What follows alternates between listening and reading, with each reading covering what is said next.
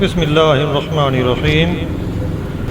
نبی کریم صلی اللہ علیہ وآلہ وسلم نے فرمایا، جو بھی اہم کام بسم اللہ الرحمن الرحیم کے ساتھ شروع نہیں کیا جاتا وہ ادھورا رہ جاتا ہے۔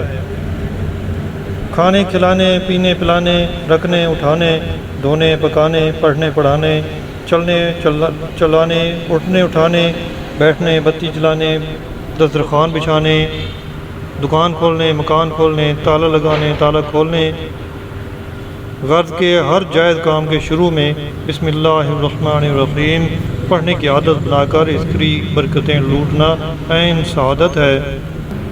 ایک دفعہ کا ذکر ہے، مسجد نبوی کی پربہار فضاؤں میں امیر المومنین حضرت عمر فاروق رضی اللہ عنہ اور دیگر صحابہ کرام میں قرآن پاک کے فضائل پر مذاکرہ ہو رہا تھا۔ اس دوران حضرت عامر بن معدی کرب رضی اللہ عنہ نے عرض کیا، اے امیر المومنین، آپ حضرات بسم اللہ الرحمن الرحیم کے عجائبات کو کیوں بھول رہے ہیں؟ خدا کی قسم بسم اللہ الرحمن الرحیم بہت ہی بڑا عجوبہ ہے۔ حضرت عمر فاروق رضی اللہ عنہ سیدھے ہو کر بیٹھ گئے اور فرمانے لگے،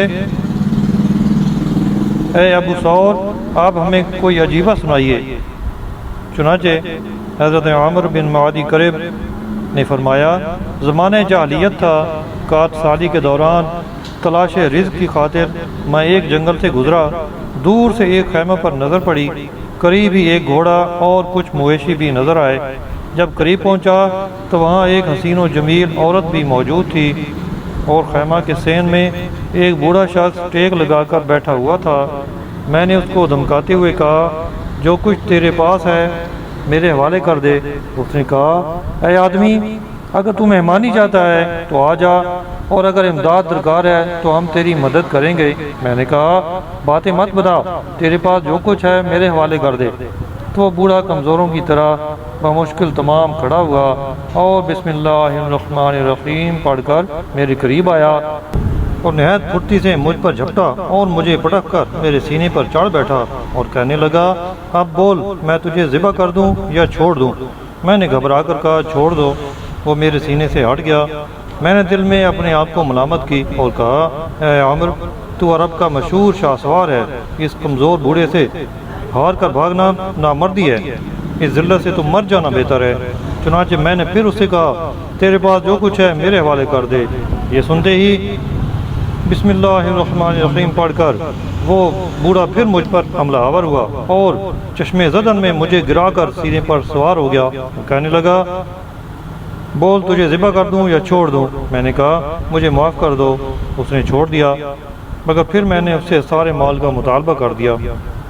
اس نے پھر بسم اللہ الرحمن الرحیم پڑھ کر پچھاڑ کر مجھ پر قابو پا لیا۔ میں نے کہا، مجھے چھوڑ دو۔ اس نے کہا، اب تیسری بار میں ایسے ہی نہیں چھوڑوں گا۔ یہ کہہ کر اس نے پکار کر کہا، اے کنیز، تیز دھار تلوار لے کر آؤ۔ وہ لے آئی۔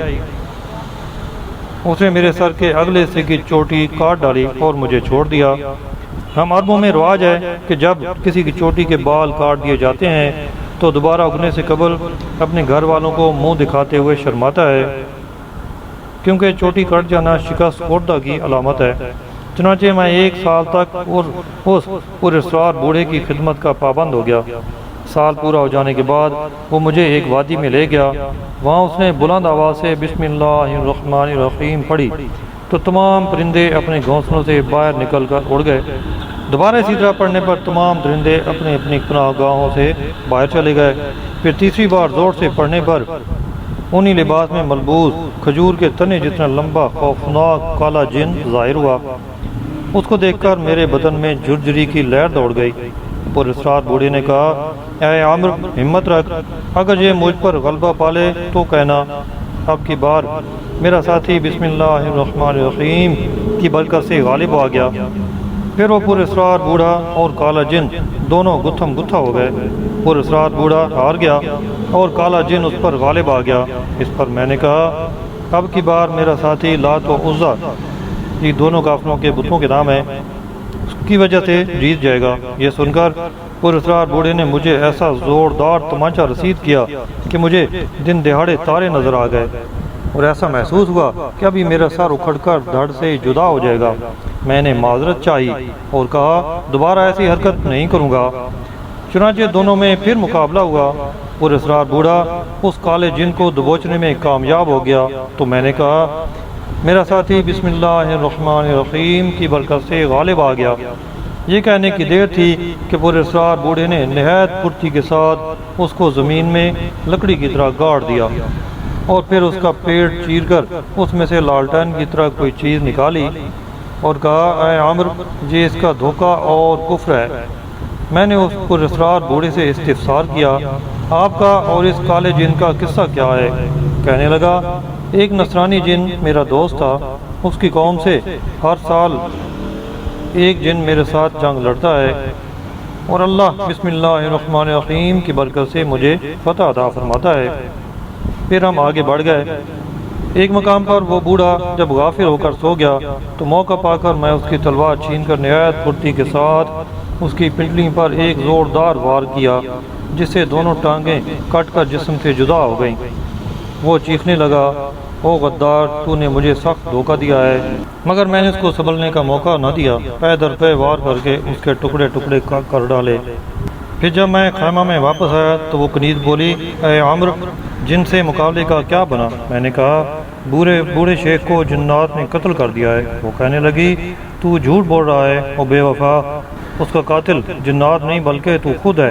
یہ کہہ کر اس نے بے قرار اور اشک بار ہو کر عربی میں 5 اشعار پڑھے جن کا ترجمہ اس طرح ہے اے میری آنکھ تو اس بہادر شاہ صواب پر خوب رو اور پے در پہ آنسو بہا۔ اے عامر تیری زندگی پر افسوس ہے، حالانکہ تیرے دوست کو زندگی نے موت کی طرف دھکیل دیا ہے، اور اے عامر اپنے دوست کو اپنے ہاتھوں قتل کرنے کے بعد تو اپنے قبیلے بنی زبیدہ اور کفار یعنی ناشکروں کے گروہ کے سامنے کس طرح فخر کے ساتھ چل سکتا ہے؟